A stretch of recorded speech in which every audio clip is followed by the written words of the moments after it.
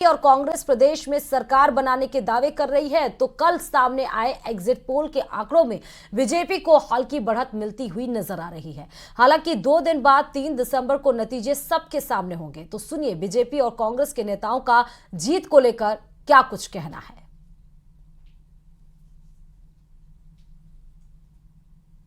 रुझान अच्छे ही हैं। भारतीय जनता पार्टी बहुमत की सरकार बनाएगी। कुल मिलाकर जिस तरीके से 5 साल में कांग्रेस के शासन में अराजकता थी, कानून व्यवस्था खराब थी, किसान जमीनों की नीलामी से त्रस्त थे, नौजवान पेपर लीक से त्रस्त थे, भ्रष्टाचार के कारण लोगों के मन में एक आक्रोश था।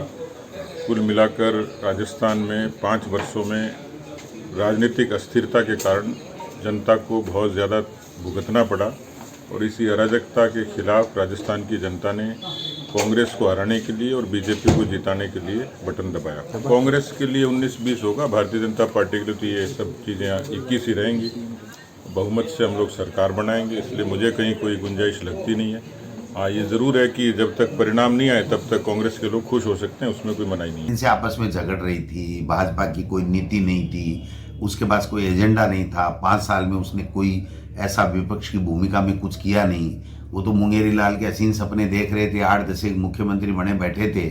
यहाँ पर आप देखिए कि सीपी जोशी जी तो खुद चुनाव नहीं लड़ रहे हैं और 1 सीट जिताने की क्षमता नहीं रखते हैं। राजेंद्र जी राठौड़ साहब है, वो खुद चुनाव हार रहे हैं। और यहाँ वसुंधरा राजे जी के साथ में जिस प्रकार से 5 साल इन्होंने किया, तो मैं समझता हूं कि उनके नेतृत्व को आलाकमान ही नहीं माना तो जनता कैसे मानती।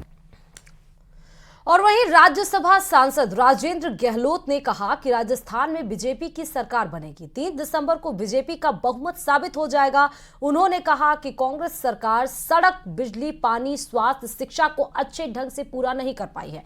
सरकार की अंतरकला के कारण जो घोषणा की थी वो घोषणा भी पूरे नहीं कर पाए हैं। क्या कुछ कहा है वो भी सुन लीजिए।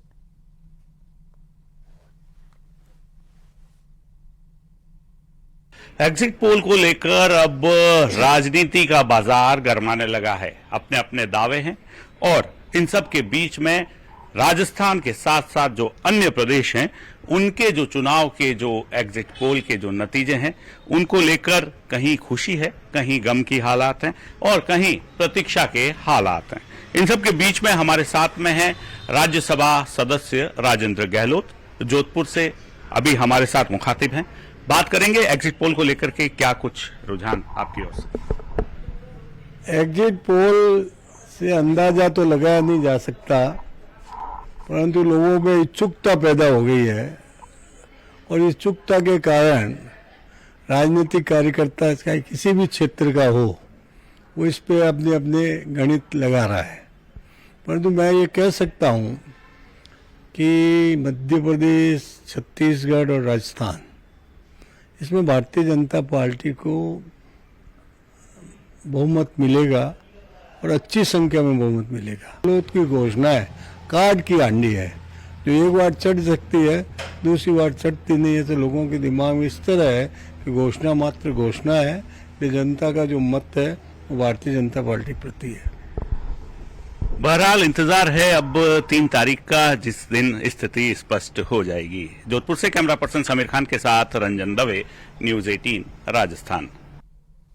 और वहीं गहलोत सरकार के मंत्री है महेश जोशी ने एग्जिट पोल की विश्वसनीयता पर सवाल खड़े कर दिए हैं। महेश जोशी ने कहा कि एग्जिट पोल हमेशा सही नहीं होते, लग जाए तो तीर नहीं तो तुक्का। इसके साथ ही उन्होंने कांग्रेस पार्टी की प्रदेश में एक बार फिर सरकार बनने का दावा किया है। बाबूलाल धायल ने महेश जोशी से खास बात की है।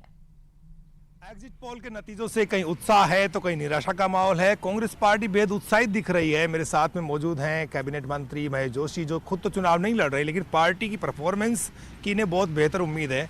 लग क्या रहा महेश जी, एग्जिट पोल के जो नतीजे आए हैं, ज्यादातर तो बीजेपी की सरकार बना रहे हैं लेकिन कांग्रेस की संभावनाओं से भी इनकार नहीं कर रहे हैं। आप क्या मानते हैं?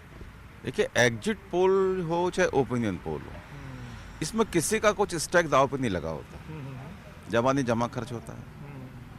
आपने दिया, लगा तो तीर नहीं तो तुक्का।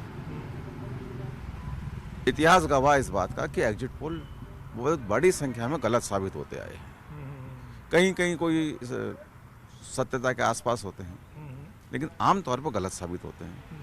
उसी हिसाब से मैं ये कह सकता हूँ और जो परफॉर्मेंस कांग्रेस ने दिखाई है, जो मुख्यमंत्री अशोक गहलोत जी के जो काम है और सरकार के जो काम है, उनको लेकर जो उत्साह बना है, मैं उस उत्साह के हिसाब से कह सकता हूँ कि ये जो पोलिंग परसेंटेज बढ़ा है, ये भी उन कामों की वजह से बढ़ा है। लोगों को लगा कि यार हम वोट देने नहीं जाएंगे, सरकारी कर्मचारियों को लगा तो ओपीएस बंद हो जाएगी। लोगों को लगा कि चिरंजीवी स्वास्थ्य बीमा योजना ये चालू रहेगी कि नहीं रहेगी।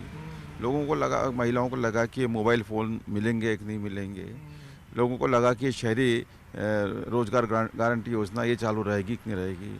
मुख्यमंत्री जी ने जो राइट टू लिव जो का जो कंसेप्ट दिया है कि सबको हर हाथ को काम मिले, और काम नहीं मिले तो उसको उसके एवज में एक भुगतान किया जाए सरकार की तरफ से कि कम मिनिमम वेज जो है वो एक सीमा तक हर व्यक्ति को मिले। युवाओं को लगा इतनी बड़ी संख्या में रोजगार जो दिया है, इतनी बड़ी संख्या में सरकारी नौकरियां। और अब बात राजसमंद जिले की, क्योंकि यहाँ